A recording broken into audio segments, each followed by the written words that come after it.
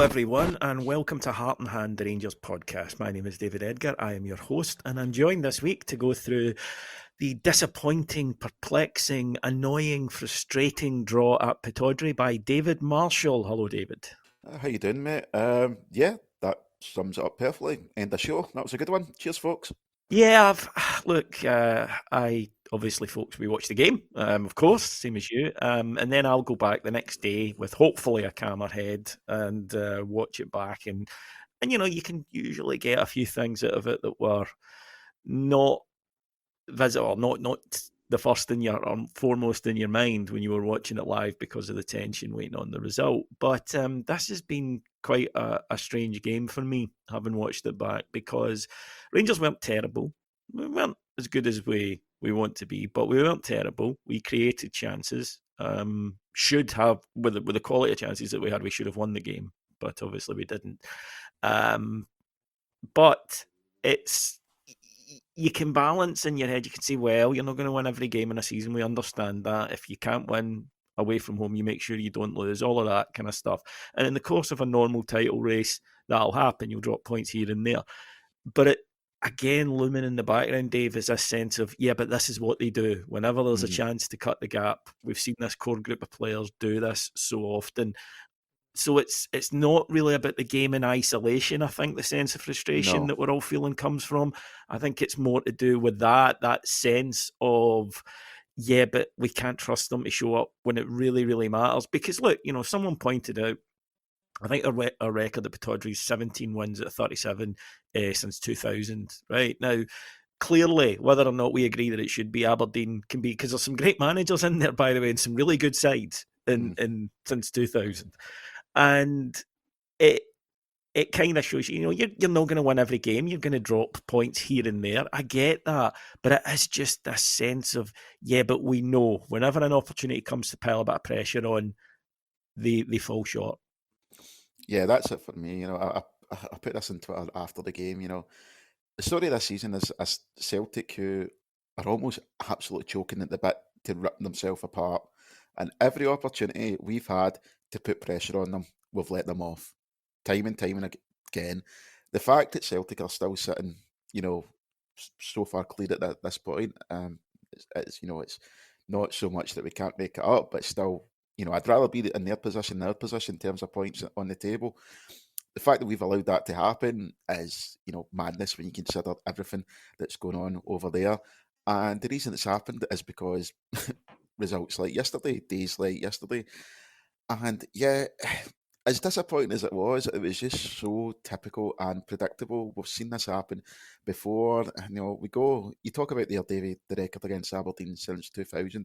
And, you're right in saying there's been some good managers and some good Aberdeen teams over the years during that time. This isn't one of them. Barry Robson isn't, a Pep Guardiola mini. That is not a good Aberdeen side on the bottom half of the table for a reason.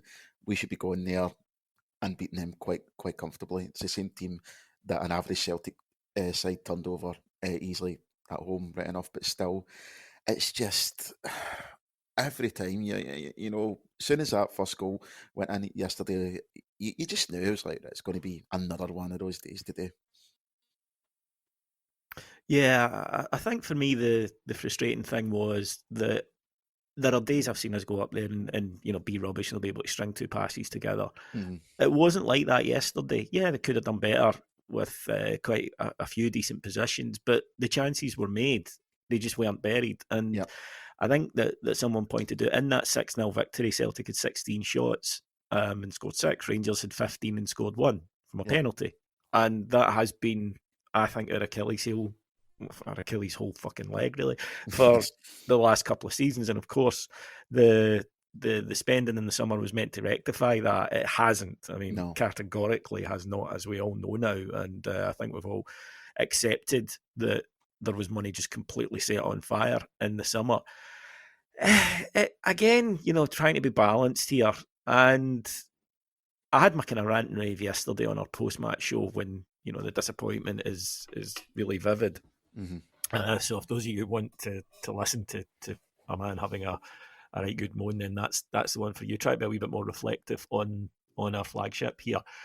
The fact that we aren't completely dead and buried this season, because we should be, because let's not Yeah. forget that, especially by the time Philippe Clement came in, we were a fucking bin fire, right? A Mhm. complete disaster, an absolute mess of a squad. So the fact that it's still within the realms of possibility probably says something about, you're right, the standard of Celtic, because, for instance, last season's Celtic team they'd be gone now. Yeah. Forget it. Be all over Bala shouting. And I 15, think 20 we're points all at this point. realistic enough to. Yeah, I think we're all realistic enough to understand that. However, I do feel really for Philippe Clement, because he's clearly a good manager. I mean, I Mhm. suppose, David, I'm talking round the phrase that is sort of forming in my head is, I think we've got the right manager. I'm still also pretty sure that we still don't have the right players. No, I would totally agree with that. I think Clement's a good man as well. I think he's a massive upgrade in what we had in the dugout beforehand, but he's not a silver bullet. You know, he said it himself. He's not going to come in with a magic wand. The players that were an issue under Michael Beale and even under Van Bronckhorst before him are still an issue now. That wasn't going to get solved overnight. There's still too much deadwood in this squad. There's too many players who contribute next to nothing that we need to move on, and we need to bring in some better players. We've wasted a lot of money over the summer, as we've mentioned. And you know, you can have the best mans in the world there, but you need a good squad as well. And I just don't think we have a good enough squad at this point, and that's not going to be solved. The only thing that's going to change that is, you know, getting the turnover of players, getting the ones out that we need out, and bringing new ones in, give the manager a chance to bring in his own players. I think we will do okay with Clement with this group of players. You know, we certainly won't have any embarrassments that we did, like under Beale, like the pathetic performance against Aberdeen at Ibrox. I can't see anything like that happen, but we still have that something lacking in the team right now, and the manager can do as much as he can, but he's not going to be able to change that with the players he's got there. No, the manager said, as you said, when he came in, he says, "Look, I'm not Harry Potter. I don't have a magic wand." And I think, therefore, the idea that we weren't going to drop any more points now with a new manager in, it's comforting, and it's it's very nice, but it's unrealistic. Yeah. It's just disappointing when it happens in the manner that it happened yesterday. Because, as I say, it wasn't a terrible performance, and before anyone jumps on me, it wasn't a great performance either. Hmm. But it should have been enough to yield the 3 points and down the road yesterday. And I think that you would have to be uh, very churlish to say that there isn't some improvement under Philip Clement. There clearly is. Rangers are doing better things and doing them more often. Even yesterday, they were getting to the byline. The chance that Lammers should have scored the winner from Hmm. was a player hitting the byline and getting a cross in. That's happening much more regularly than we saw under Beale. We played through Aberdeen a number of occasions yesterday as well to make some chances, and that's happening more than it was happening previously. But again, the problems within the side that are well documented will remain there, Yeah. and it is just a case of the manager trying to get the most that he can from certain players. Well, let's go at the game then. And the opening 10 minutes, I think, disappointing because Rangers didn't start with the sort of tempo that we would expect. The manager himself said he wasn't very impressed with the first 50 minutes. He said we weren't winning our duels, and he's right there. We weren't winning the first contact, and we certainly then second balls we weren't getting I think the decisive share on that one. The really frustrating thing for me about the goal was they literally gave us a warning a few minutes before Yeah. with a dress rehearsal. The ball initially went up to Miovski. He peels off. None of the centre halves go with him. It's nodded on to Sackler. He gets through. And good save by Jack. Really good save, but he should have done better the forward. 2 minutes later, it's the players swap roles. This time it's Sackler dropping deep to get the header from the goalkeeper. Again, I think the midfielders are slightly out of position, having looked at it. I don't think they're there, but a centre back should be out there to challenge for the ball, Hmm. and then the other one should be away with the striker. Neither of those things happen, and I think the frustrating thing about that is on both of these attacks, one which leads to a really good save, one which leads to a goal. And it's a terrific finish from Miovski, by the way. He is a good player, and he demonstrated it again. But it's the centre halves play no part in this. They might as well not be there because they're not influencing play in the slightest. By not even putting a challenge in means that the striker, the first striker, can guide his header into the area he wants to. He's under no pressure whatsoever. And then by just allowing the other striker to run right through the middle of them with no one in a position to put in a challenge, he has plenty of time to pick out his finish. Not learning lessons is, you can make mistakes, but to make the same one 3 minutes later and get punished for it, that's criminal. My mind went straight to when that goal went in, the Kyogo goal from earlier in the season. If you want to talk about not learning mistakes, two things for me about this goal that really frustrate me, David. It's the fact that, as you said, we didn't start well, and nothing that Aberdeen did was a surprise. Like, we knew they were going to come out the Flyers in the first 10 minutes or so, and then we give them the goal. Then again, over the course of the 90 minutes, Aberdeen didn't really trouble us in an attacking sense, but still, with that period where they were trying to attack, we still managed to concede a goal. And how many times has that happened over the last 2 years, where we've been really threatened, but still somehow contrived to concede? And it's just, it's boring in how predictable it is, because it's a type of goal which we've seen before, and the manner of it as well. It just keeps happening time and time and again. Yeah, and like I say, when you get done with it early on, then surely it's common sense to say, right, this is clearly a tactic of theirs. They've got two strikers up, two big strikers. The goalkeeper's looking to hit them long. Yeah. When this happens the next time, I'll go attack, you go with the other guy. That to me is just, but it didn't happen, and then you're up against it. Should have equalised, Leon Balogun with a header. Good save by the goalkeeper, but he has to score it. And at that, you're starting to get frustrated. I thought Rangers did have a good spell, sort of 25 to 35 minutes, in which we should have made something happen, and there was a bit of incisiveness, but it didn't really happen. And then we got to half time. Now, in terms of the setup of the side, I've had a few people contact me and say, well, the manager picked the wrong side. I'm not entirely sure what other options that he had, really. Given some of the injuries, given the players who weren't available. But the one that probably is a discussion point is Todd Cantwell on the right. I don't think Todd's having a great season so far. I don't think he's hit the heights that he showed towards the end of last season. I think that's fairly clear. I'm not sure that position suits him. I and this is maybe just my natural bias here, Dave. I like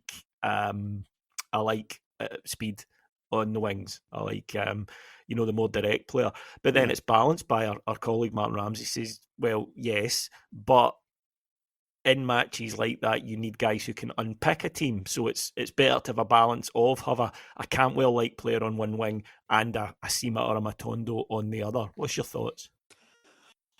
I'm more side with you, Davey. I just don't think it works. I don't think we get what we doubt out. We don't get what we need from him out there.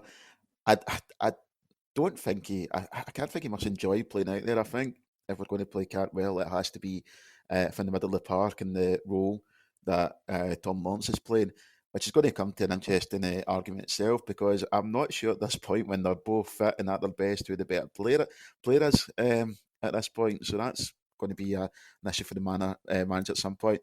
But I'm the same as you. I'm very much like a more direct, speedy winger. I don't.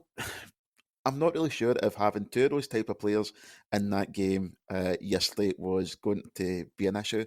I think particularly the way the game unfolded with them scoring in early, you knew from that point that they were just going to try and sit back. So having the two fast players out there, trying somebody that can beat a man and get in behind their defence. I think we saw it when Matondo came on. You're right, he set up that chance for Lammers that he should have scored with. I think it was, I think we just need that speed and directness out there. I think we're at our best when we go at teams, when we go with that directness, and I just don't think we get it with Cantwell.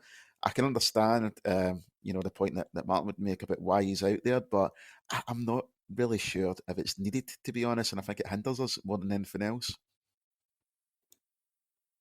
Yeah, and there are ways to fit Lawrence and him into the same side. There definitely are. It's just about shape and balance and whatnot. And finding a way to get the best from them. Lawrence, I think, quite clear, not fully match fit yet, but he does contribute. He does Mm. make things happen, and he was at the heart of a lot of our good stuff yesterday. And there were some really nice passing moves from Rangers. Good save from the goalkeeper from a Sima effort after some really nice play.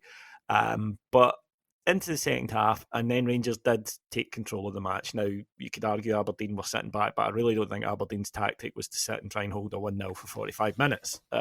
Rangers pushed them back. I don't think that was the way Aberdeen wanted to play.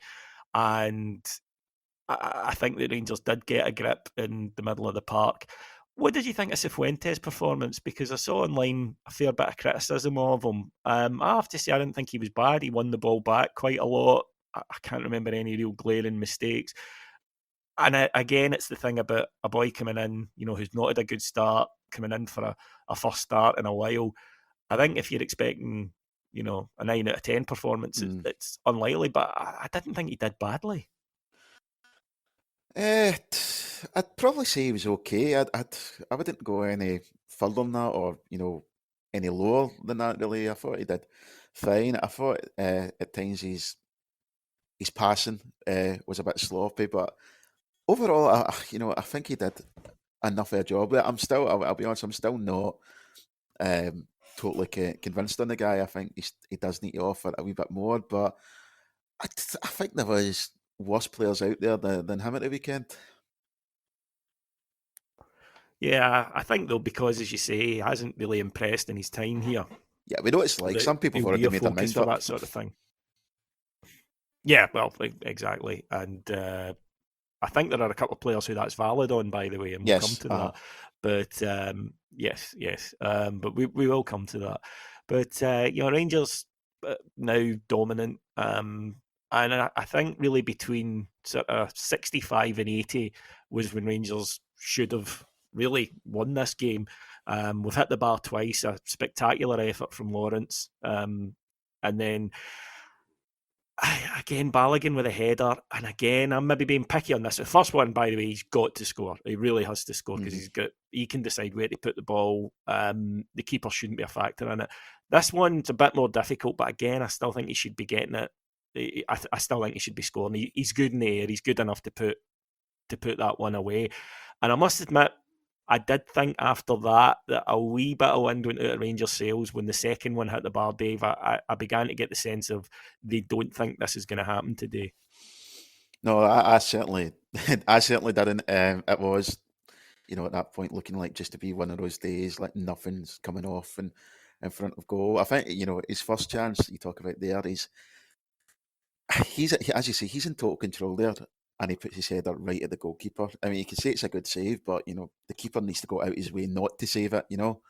And I'm somebody who will always stick up for keepers, but it's hit right at him. It's nothing he has to The do there. keeper does what he can, and that's it. Yeah, You get the keeper gets across and makes himself big. That's all he can do. But he should be taking it, exactly. because you Yeah. guide it back across where there's a big gap. Yeah, yeah, no, totally. For me, it's a bad miss. The second one is not quite as bad a miss, but again, someone with his aerial power, I would be expecting to score both, but certainly score one of them. It just felt typical of the day at that point. He's got a free header in the middle of the box and it comes rattling off the bar. I was just watch it time. Went, yeah, that seems about right. That's exactly how this day's going. Now, it wouldn't be Scottish football unless there was some drama about Rangers getting a penalty kick. One of my pet peeves in football is shot pulling. hmm Right, I think it's such a cheap and lazy tactic that defenders have become more and more used to. It's become like a comfort blanket for them. Because they endlessly get away with it. Because it is difficult for a referee to spot. You've refereed, Dave's a qualified referee for those of you who don't know. You can't see everything that's going on at a corner kick because there's so much going Yeah. on at a corner kick. And it's one of the things VAR was put in place for. Um, when you saw that back, the boy has grabbed a hold of Connor Goldson's shirt. He's 2 feet away from the back of his shirt as he's moving because it's in the boy's hand. It's a foul. It's a penalty. And this is when we get into this kind of nonsense that you get from the likes of, well, we know the kind of Scottish punditry, but it's this sense, and Barry Robson said that it's not a good look. That was a quote he said, for Rangers to get another last minute VAR penalty, which he seemed to be saying Rangers shouldn't get penalties because they've had other penalties. Now, you get managers are disappointed, and I don't think Barry Robson, incidentally, is ever going to trouble the scorers on Mastermind, right? But even so, it's a kind of dangerous route to get down, and we know why it's done. It's this idea of they get loads of penalties because the establishment is trying to help them out. Well, they could have helped us out with a penalty 20 minutes before and then another one to get us the 3 points which we needed rather than the one. So it's a really shite conspiracy. But and again, this is maybe just me as an amateur looking on. See if you don't want to give penalties away for pulling shots in the box. Don't pull people's shirts in the box. Why is the boy doing that? It's pointless. I'm completely bored of this discussion now, David, to be quite honest with you. It's a clear as day penalty kick. If it's the other way around, I'm furious at my centre half for pulling the guy's shirt. I mean, what more is to say about it? The only reason that there's even this discussion is because it was Rangers. Celtic had a very similar penalty the day before, which was a penalty. Nothing said about it. So this only comes up And when it was a says, penalty, huh? yeah, it was a penalty. Well, but there shouldn't be. No, it's just it's No, I absolute agree. nonsense. I agree. And I think that, yeah, the reason that people are upset isn't that that it's a soft penalty, whatever that means. It's because Rangers got a penalty and they don't like that. Just And then they'll point to grow the things and fuck say, up, well, you get loads of honestly. penalties. Well, do you want to argue? Do you want to argue about? Do you want to argue about any of the individual decisions? No, because they were all penalty kicks. Tav, to be fair, real pressure penalty puts it away, and like I say, the sense is, well, we got something that we weren't expecting. Wasn't what we wanted, but I suppose it was better than nothing. Mm-hmm. My fear is that better than nothing doesn't win you titles. No, we turned another utter disaster into a disappointing result. So, yeah, as a tip of Yeah, I mean, it's yeah. Tip of a hat to There's something very Scottish about that. Yeah, need to say well done to our Caroline yesterday, who, when I put that in our chat, said we turned a potential Chernobyl into a near 3 Mile Island, which I really appreciated. It's a not good. Mr. Burns quote for those of you who don't know. Exactly. It's not it's not good enough. It's not the total disaster that it should have been, but it's still a disappointing result in a season where we've had too many of them already. I don't know how many more we can afford, and it is compounded by the fact yesterday was a big chance for us. Celtic left the door open on the Saturday night for dropping points at home, and then, as we have done time and time again, we've shut it back on ourselves.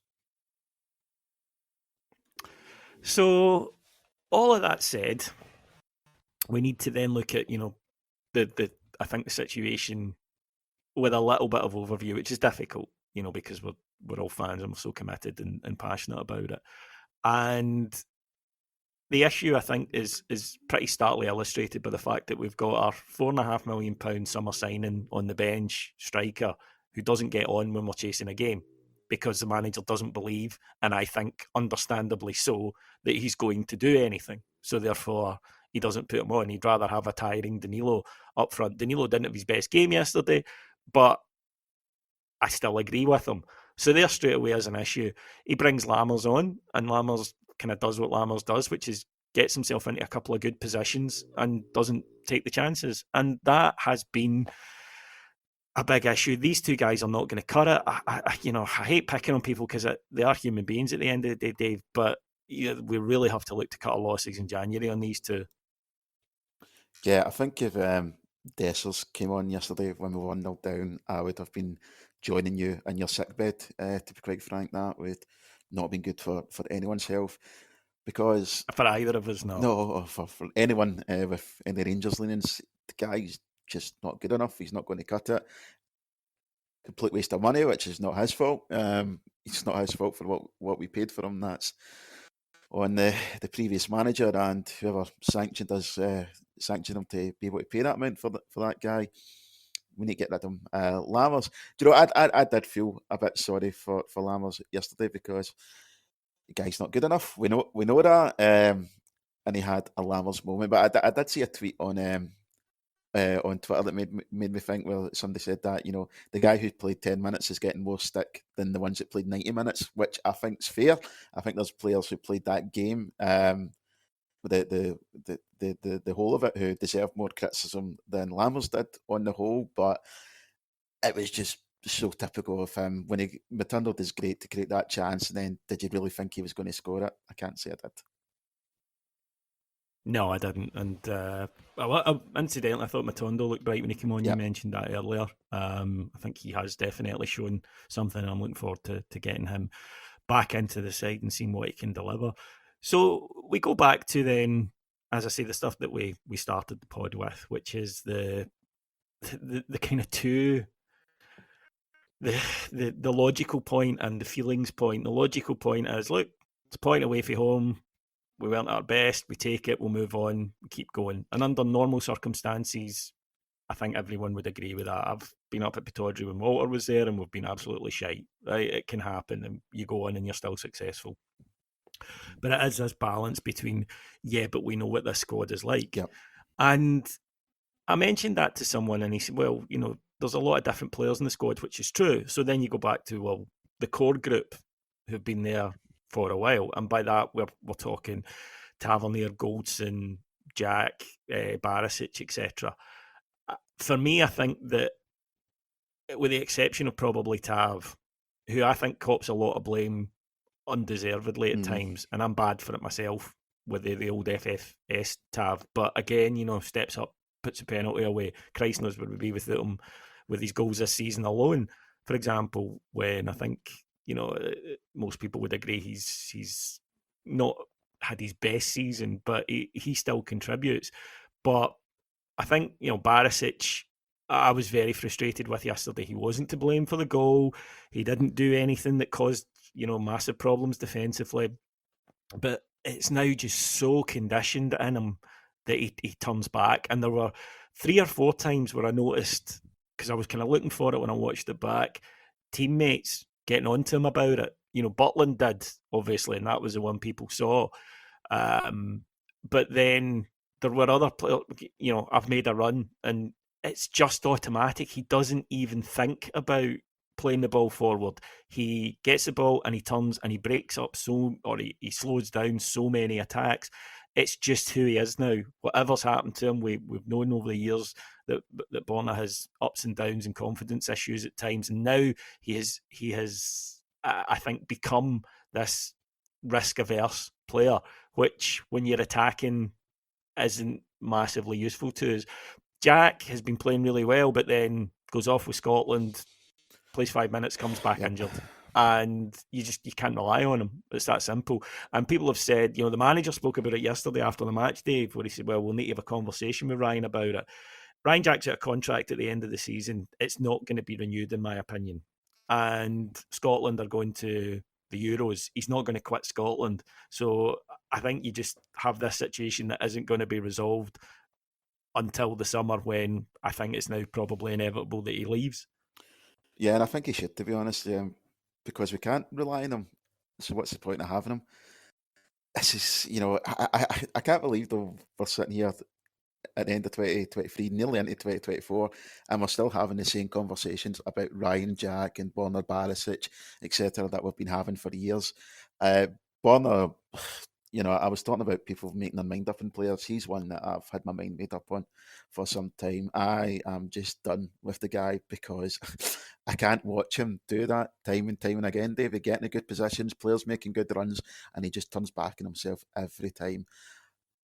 This is what he does. I think it's crazy that we're sitting here and we've still not replaced the guy, that he's still our main starting left back. That's a failure on recruitment and player turnover part.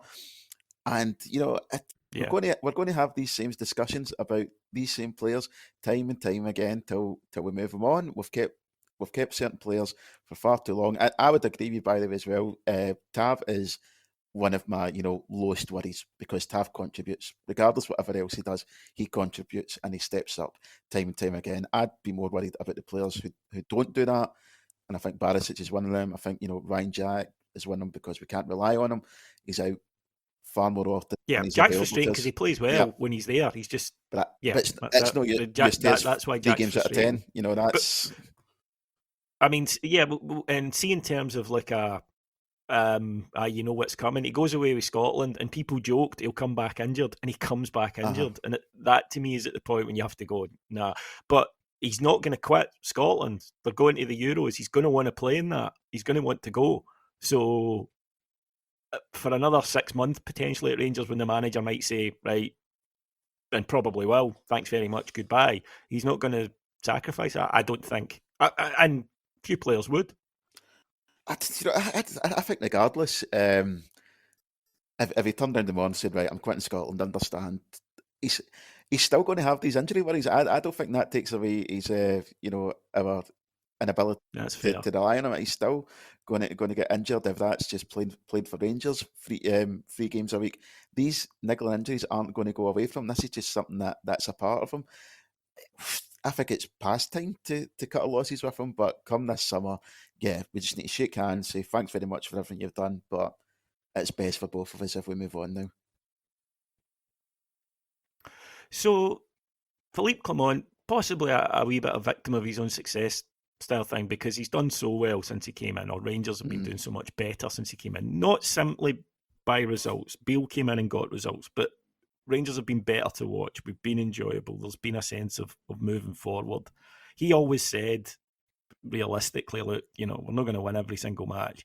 I think there's a bit of us that just likes to believe new manager in, that's everything fixed. Yeah. And of course, that isn't realistic. It's perfectly normal as a football fan to feel that way.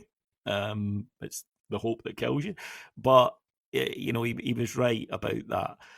But in terms then of progress, it is, he's mentioned before, we can't look at what others are doing. We need to just focus on us. And he's absolutely right there, because until we are able to consistently get it right, what others do, unfortunately, doesn't matter. There is still a forward momentum with 2 more games this week to get back on track. With a lot of big games coming up, cup final, etc. There are still signs of progress. It's just, I think, for us as fans, that we're so desperate for the progress to be quickly that we get really high when we do well for a few weeks, as we have the last few weeks, and then we get really low when we don't do as well as we want to. And I think that's something he'll need to learn, because it's not going to change until Rangers are regularly successful.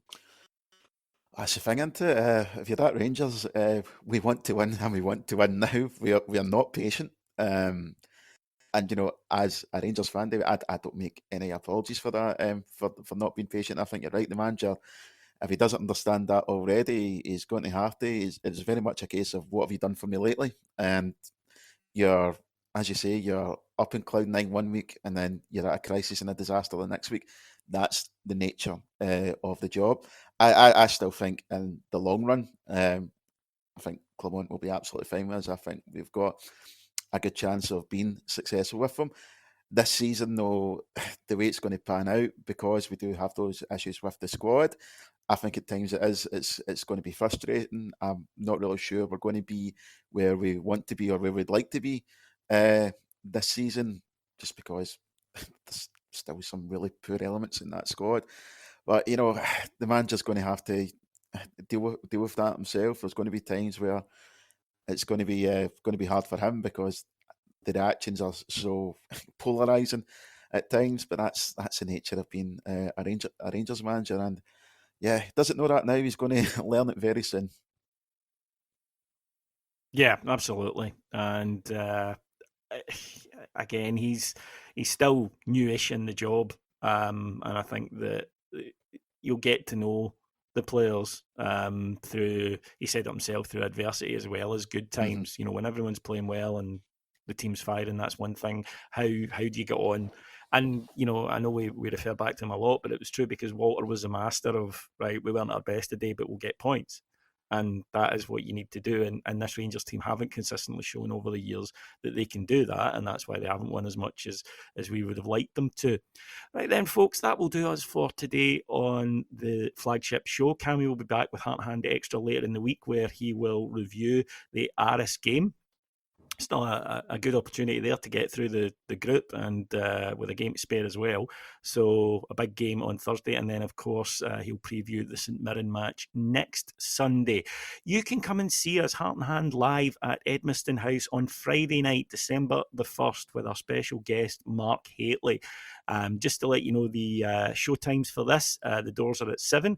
We will be on at 8. If you want to come a little bit earlier, if you have a ticket, you get a discount at the Rangers restaurant if you're a ticket holder for this event. We'll be on at 8. It's a live pod, 8 till 9, and then Mark will join us for the second half of the show.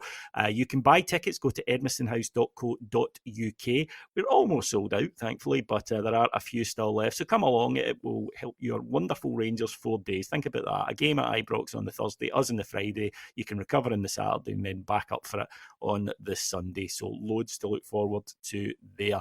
David, thank you for joining me. No, my pleasure, mate. That was cathartic, I'll say. My thanks to our executive producers in London, Mike Lee and Paul Myers, and I'll be back here next Monday. So until then, folks, have a great week, and I'll talk to you again soon. Take care, everybody. Bye-bye.